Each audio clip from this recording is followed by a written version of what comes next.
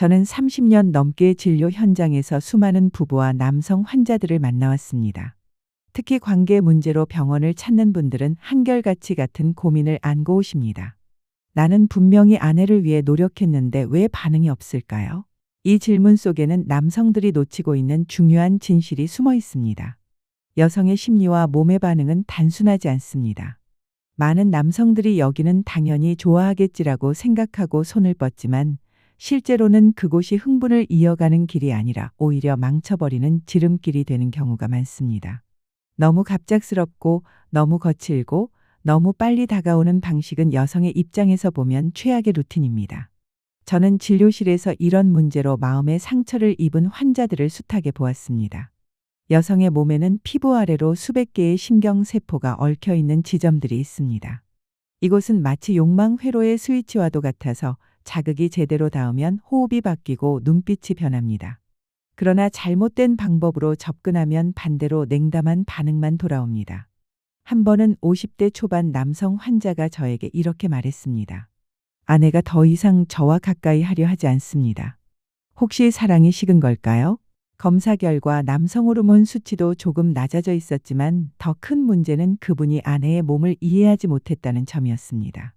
그저 자신이 알고 있는 방식대로만 행동하다 보니 아내는 점점 마음을 닫아버린 것이지요. 여러분, 이것은 단순히 성적인 기술의 문제가 아닙니다. 상대의 몸과 마음을 존중하고 올바른 리듬을 찾는 순간 관계는 완전히 달라집니다. 제가 오늘 말씀드리려는 것도 바로 그 지점입니다. 이건 섹스의 기술이 아니라 터치 하나로도 아내의 내면 욕망을 끌어올릴 수 있는 심리적 주문입니다. 여성이 더 깊이 몰입할수록 남성 역시 지금까지 경험하지 못한 쾌감과 몰입감을 느끼게 됩니다. 손끝 하나로 서로의 감정을 바꾸고 때로는 결혼 생활 전체가 새로워질 수 있습니다. 저는 이 과정을 수없이 목격했습니다. 그 시작을 오늘부터 함께 풀어가 보겠습니다. 저는 진료 현장에서 나이가 들어가면서 변화를 겪는 남성 환자들을 수없이 보았습니다. 많은 분들이 공통적으로 이렇게 말씀하십니다. 예전 같지 않습니다. 예전에는 조금만 자극이 있어도 금방 반응했는데 요즘은 몸도 마음도 따라주지 않네요. 사실 이런 변화는 아주 자연스러운 과정입니다. 남성 호르몬인 테스토스테론은 30세 전후부터 서서히 감소하기 시작합니다. 연구에 따르면 평균적으로 매년 1%씩 줄어들고 40대 중반 이후에는 이 변화가 더 뚜렷하게 나타납니다. 그러다 보니 어떤 분들은 피곤함, 집중력 저하, 근육량 감소를 먼저 느끼고 또 어떤 분들은 부부 관계에서 자신감이 줄어드는 경험을 하게 됩니다. 저는 환자들에게 늘 말씀드립니다. 이건 병이 아니라 과정입니다. 하지만 관리하지 않으면 병으로 이어질 수 있습니다. 예를 들어 50대 중반의 한 환자분은 직장 생활에 쫓기며 운동도 하지 않고 식습관도 불규칙했습니다. 검사 결과 테스토스테론 수치가 정상치보다 현저히 낮았고 혈액순환도 좋지 않았습니다. 그분은 스스로 아내와의 관계가 식은 것 같다고 했지만 사실은 호르몬과 생활 습관이 문제였던 것이지요. 반대로 비슷한 연령의 또 다른 환자분은 규칙적인 운동과 충분한 수면, 단백질과 채소가 풍부한 식단을 유지했습니다. 호르몬 수치는 또래 평균보다 높게 유지되었고 활력이 넘쳤습니다. 아내와의 관계에서도 자신감을 회복했고 그 부부는 서로를 더 따뜻하게 대하게 되었다고 말씀하셨습니다. 여러분, 남성 호르몬은 단순히 성적인 기능만 관여하는 것이 아닙니다. 혈액순환, 뼈와 근육, 뇌의 신경 전달 물질에도 큰 영향을 줍니다. 그래서 호르몬 수치가 떨어지면 쉽게 짜증이 나고 작은 스트레스에도 무기력해지는 것입니다. 이건 단순히 몸의 문제가 아니라 마음과 관계 전반에까지 영향을 미칩니다. 저는 오늘 이 자리를 빌려 꼭 말씀드리고 싶습니다. 나이가 든다는 건 결코 끝이 아니라 다른 시작이라는 점입니다. 호르몬이 줄어들면 그만큼 관리와 이해가 더 필요합니다. 특히 부부관계에서 중요한 건 같이 늙어간다는 마음가짐입니다. 몸이 변하더라도 서로를 이해하고 생활 습관을 함께 바꾸어가는 부부는 훨씬 오래 건강하고 친밀한 관계를 이어갑니다. 실제로 2022년 국내 연구에 따르면 규칙적으로 운동을 하고 수면을 잘 지키는 남성은 그렇지 않은 남성보다 발기 기능과 성적 자신감 지표가 평균 20% 이상 높게 나타났습니다. 또한 매주 두세 번 이상 가벼운 근력 운동을 하는 남성은 혈액 내 테스토스테론 수치가 그렇지 않은 사람보다 확연히 높았습니다. 이 모든 데이터가 말해주는 건 단순합니다. 몸을 어떻게 관리하느냐에 따라 노화의 속도와 부부 관계의 질은 크게 달라진다는 사실입니다. 여러분, 혹시 요즘 들어 예전 같지 않다고 느끼시나요? 그렇다면 단순히 나이 탓이려니 하고 넘기지 마십시오. 운동, 수면, 식습관, 그리고 정기적인 검진. 이 네 가지가야말로 당신의 호르몬을 지키고 삶의 활력을 되찾는 가장 확실한 방법입니다. 저는 수많은 환자들을 보며 확신합니다. 작은 관리의 차이가 인생 후반부의 건강과 사랑의 질을 완전히 바꾸어 놓는다는 사실을요. 그러니 부디 오늘부터라도 자신을 돌보는 시간을 내시기 바랍니다. 그것이 곧 배우자에게 줄 수 있는 가장 큰 선물이자 행복한 노년을 준비하는 첫걸음입니다. 환자의 몸은 말로 설명하지 않아도 먼저 반응합니다. 저는 진료실에서 이런 장면을 수없이 보았습니다. 남편이 아내의 몸에 손길을 전했는데 아내가 갑자기 숨을 멈추거나 몸을 움찔하는 순간, 그건 단순한 우연이 아니라 신경계가 과도하게 예민해졌다는 신호입니다. 여기서 제가 강조하고 싶은 두 번째 원칙이 있습니다. 바로 숨 멈춤의 순간에만 움직여라는 것입니다. 여성은 감각이 극도로 예민해질 때 무의식적으로 호흡을 멈춥니다. 이때 손끝이 어디로 이동하느냐가 전체 반응을 좌우합니다. 만약 이 타이밍을 놓치면 감각은 서서히 떨어지고 결국 관계는 흐지부지 끝나버립니다.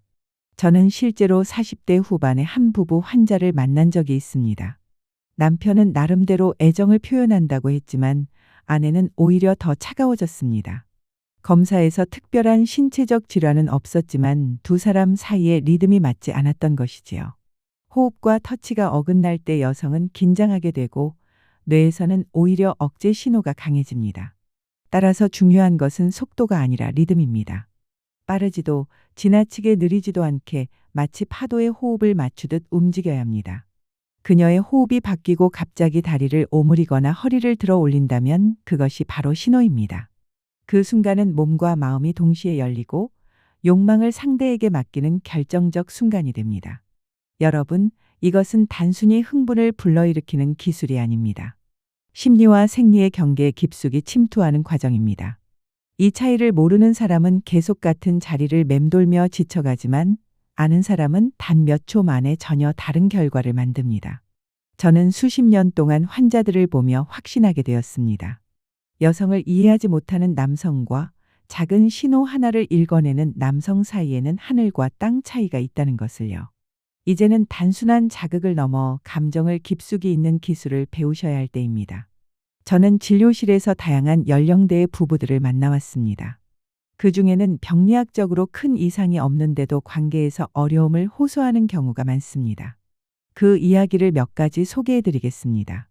첫 번째 사례는 40대 후반의 부부였습니다.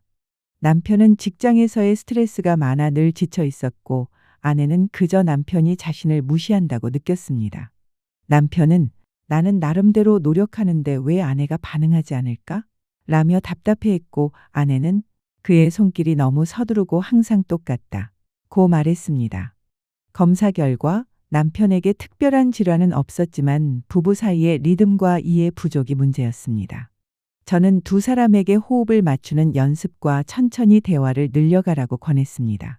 몇 달 뒤 다시 찾아온 두 분은 예전보다 서로를 훨씬 편안하게 느낀다. 며 고마움을 전했습니다. 두 번째 사례는 60대 초반의 부부였습니다. 남편은 건강검진에서 큰 문제가 없었지만 아내가 이미 폐경을 겪고 난 이후라 예전처럼 반응하지 않는다는 사실에 당황했습니다. 아내가 더 이상 저를 원하지 않는 것 같습니다.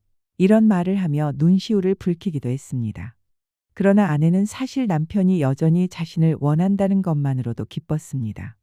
다만 몸이 예전 같지 않아 긴장과 통증이 있었던 것이지요. 저는 여성 호르몬 변화와 관련된 치료와 생활 습관 교정을 병행하도록 했습니다. 또한 남편에게는 속도보다 호흡과 공감이 중요하다는 점을 강조했습니다. 그 후 두 사람은 이제는 부담이 아니라 함께 웃으며 시간을 보내는 것이 즐겁다. 고 말씀하셨습니다. 세 번째 사례는 70대 부부였습니다. 오랜 세월을 함께 살아온 이 부부는 서로에게 익숙했지만 동시에 권태감도 깊었습니다. 남편은 이 나이에 무슨 의미가 있겠냐 며 체념했지만 아내는 여전히 따뜻한 손길이 필요하다 고 말했습니다. 저는 그들에게 성관계가 단지 성기의 기능에 국한된 것이 아니라 서로를 확인하고 위로하는 행위라는 점을 알려드렸습니다. 그 이후 남편은 일주일에 몇 번씩 산책을 하며 체력을 기르고 아내와 손을 잡고 대화하는 시간을 늘렸습니다. 몇 개월이 지난 뒤 두 분은 환하게 웃으며 예전보다 지금이 더 가깝다 고 이야기했습니다. 이렇게 연령대별로 환자들이 겪는 문제는 조금씩 다릅니다. 40대에는 주로 스트레스와 생활 습관이 원인이 되고 50대 이후에는 호르몬 변화가 크게 작용합니다. 60대, 70대에 접어들면 체력과 심리적 거리감이 더 중요해집니다. 그러나 공통점은 하나입니다. 대화와 이해가 없는 관계는 결국 멀어진다는 것입니다. 저는 이 사례들을 통해 깨달았습니다. 의학적 치료가 필요할 때도 있지만 무엇보다 중요한 건 서로를 이해하려는 노력입니다. 호흡을 맞추고 작은 변화를 함께 받아들이는 부부가 결국 더 깊은 친밀감을 회복합니다. 여러분도 혹시 지금 마음속에 떠오르는 사람이 있지 않으신가요? 나와 함께 살아온 배우자가 요즘 멀게만 느껴진다면 오늘부터라도 한 걸음 다가가 보십시오. 그 시작은 거창한 이벤트가 아니라 작은 대화와 따뜻한 손길일 수 있습니다. 제가 본 수많은 환자들이 증명합니다. 그 작은 차이가 관계를 바꾸고 남은 인생을 훨씬 풍요롭게 만든다는 사실을요. 여러분, 진짜 기억에 남는 밤은 단순히 순간의 쾌락으로 끝나지 않습니다. 며칠, 아니 몇 주가 지나도 자꾸 떠오르는 특별한 경험을 만들고 싶다면 감각을 한 부위에만 가두어서는 안 됩니다. 그 감각을 전신으로 확장시켜야 합니다. 핵심은 단 하나입니다. 성기는 시작점일 뿐 결승선이 아닙니다. 많은 남성들이 작은 부위에만 집중하지만 여성의 쾌감은 피부 전체로 흩어질 때 진짜 폭발합니다. 우리 몸의 신경망은 생각보다 훨씬 넓게 퍼져 있어서 작은 자극이 파도처럼 온몸으로 전해질 수 있습니다. 제가 진료했던 60대 여성 환자 한 분은 이렇게 말씀하셨습니다. 남편은 늘 같은 방식만 고집합니다. 처음엔 괜찮았지만 시간이 지날수록 지루하고 차갑게만 느껴졌습니다. 실제로 검사해 보니 호르몬 수치도 조금 떨어져 있었지만 더 중요한 건 자극이 전신으로 확장되지 않았다는 점이었습니다. 몸은 전체가 연결되어 있는데 남편은 늘 한 곳만 보고 있었던 것입니다. 따라서 손끝에서 시작된 흐름은 복부, 허벅지 안쪽 골반 라인, 심지어 발목까지 이어져야 합니다. 예를 들어 그녀의 숨이 갑자기 멎는 타이밍에 배꼽 아래를 천천히 쓰다듬거나 허벅지 안쪽을 한쪽 방향으로만 지그시 따라 내려가 보십시오. 이것은 단순한 접촉이 아니라 쾌감의 회로를 연결하는 라인 터치입니다. 그 순간 여성의 신경계는 더 깊이 활성화되고 뇌에서는 도파민이 분비되며 심장 박동이 빨라집니다. 이렇게 전신으로 감각이 퍼지기 시작하면 여성은 더 이상 손끝만 느끼는 것이 아니라 상대 전체가 자신을 감싸 안고 있다는 경험을 하게 됩니다. 그리고 그 상태에서 다시 처음의 경계선으로 돌아가면 단순한 반복이 아니라 강도가 10배나 된 폭발점이 됩니다. 제가 강조하고 싶은 건 몇 분 만에 끝난 터치라 해도 그녀의 뇌에는 이미 깊은 흔적이 남는다는 사실입니다. 우리 뇌의 해마 중추는 감정이 실린 자극을 오래 기억합니다. 그래서 여성은 며칠이 지나도 그 순간을 떠올리며 다시 설레게 됩니다. 다음 단계는 손끝의 리듬을 입술과 호흡으로 연결하는 것입니다. 여성은 단순한 자극보다 감정이 실린 접촉에 더 크게 반응합니다. 입술은 그 감정을 가장 강하게 전달할 수 있는 도구이지요. 하지만 성급하게 입맞춤하려 하지 마십시오. 그녀가 이미 리듬에 몰입했을 때 귀 옆 라인이나 목덜미를 따라 따뜻한 호흡만 먼저 스치게 해보십시오. 그 순간 피부는 전율로 반응하게 되고 이어지는 입맞춤은 말없이 감정을 불어넣는 강력한 언어가 됩니다. 지금까지 말씀드린 흐름을 간단히 정리해 보겠습니다. 첫째, 성기의 중심만 바라보지 말고 그보다 앞서 경계선 부위를 손끝으로 흘려주어야 합니다. 둘째, 여성의 호흡이 잠시 멎는 그 찰나에만 다음 포인트로 이동해야 합니다. 셋째, 손끝의 리듬은 복부와 허벅지, 골반을 따라 전신으로 연결되어야 합니다. 마지막으로 그 감각을 호흡과 입술로 감싸 안을 때 비로소 몰입이 완성됩니다. 저는 환자들에게 늘 강조합니다. 이 과정은 단순한 기술이 아니라 상대의 몸과 마음을 존중하는 태도에서 비롯된다는 사실을요. 오늘 밤 단 10분만이라도 느리고 조심스럽게 그리고 호흡에 집중하면서 이 흐름을 따라 해보십시오. 애무는 요령이 아니라 감각의 여운을 얼마나 깊이 남길 수 있는가의 문제입니다. 그 여운을 남길 수 있는 사람만이 다음날 아침에도 상대의 머릿속에 계속 남아있는 법입니다. 저는 환자들에게 늘 말씀드립니다. 관계에서 가장 큰 문제는 병이 아니라 생활 습관에서 시작된다는 사실입니다. 특히 40대 이후 남성들은 예전 같지 않다는 느낌을 받으며 병원 문을 두드리지만 검사 결과 큰 질환이 없는 경우가 많습니다. 대신 공통적으로 발견되는 게 있습니다. 운동 부족, 불규칙한 식습관, 수면의 결핍, 과도한 음주나 흡연 같은 생활 습관이지요. 첫째, 운동입니다. 남성 호르몬을 지키고 혈액순환을 원활하게 하는 가장 확실한 방법은 규칙적인 운동입니다. 하루 30분 정도의 빠른 걷기나 가벼운 근력 운동만으로도 발기 기능과 자신감이 크게 달라집니다. 실제로 국내 연구에서도 일주일에 3번 이상 꾸준히 운동한 남성들은 그렇지 않은 남성보다 성적 만족도가 평균 25% 이상 높았습니다. 둘째, 식습관입니다. 고지방, 고당분 음식은 혈관을 막아 혈류 장애를 일으키고 결국 성기능에도 영향을 줍니다. 반대로 아연, 아르기닌, 오메가3가 풍부한 음식은 호르몬 분비와 혈액순환을 돕습니다. 굴, 호두, 연어 같은 음식이 대표적입니다. 저는 환자들에게 늘 약보다 밥상부터 바꾸십시오 라고 말합니다. 셋째, 수면입니다. 많은 환자들이 간과하지만 깊은 잠을 자는 동안 우리 몸은 테스토스테론을 생성하고 회복합니다. 밤 11시 이전에 잠자리에 들고 최소 7시간의 숙면을 취하는 것만으로도 호르몬 수치가 안정됩니다. 불면증이 있는 환자들의 경우 수면을 교정하는 것만으로도 부부 관계가 개선되는 사례를 많이 봤습니다. 넷째, 스트레스 관리입니다. 스트레스 호르몬인 코르티솔이 과도하게 분비되면 테스토스테론이 억제되고 뇌의 성적 반응 회로도 차단됩니다. 직장에서 쌓인 스트레스를 술로 풀기보다 가벼운 운동이나 명상, 취미 활동을 권장합니다. 특히 배우자와 함께하는 산책이나 여행은 심리적 거리감을 좁히고 호르몬에도 긍정적인 영향을 줍니다. 다섯째, 정기검진입니다. 40대 이후에는 전립선 건강, 호르몬 수치, 혈액순환을 주기적으로 확인해야 합니다. 많은 환자들이 아무 증상이 없는데 굳이 검진을 받아야 하나요? 라고 묻습니다. 그러나 증상이 나타났을 때는 이미 진행된 경우가 많습니다. 조기 발견이야말로 가장 좋은 치료입니다. 제가 만난 한 50대 환자는 오랫동안 자신의 변화를 무시했습니다. 바쁘다는 이유로 운동도 검진도 하지 않았습니다. 결국 극심한 피로와 성기능 저하로 병원을 찾았을 때는 이미 전립선 질환이 진행된 상태였습니다. 반면 같은 나이의 다른 환자는 꾸준히 운동하고 검진을 받아 큰 문제 없이 건강을 유지했습니다. 두 사람의 차이는 단지 생활 습관과 관리의 유무였습니다. 여러분, 나이가 든다고 해서 반드시 건강과 관계가 무너지는 것은 아닙니다.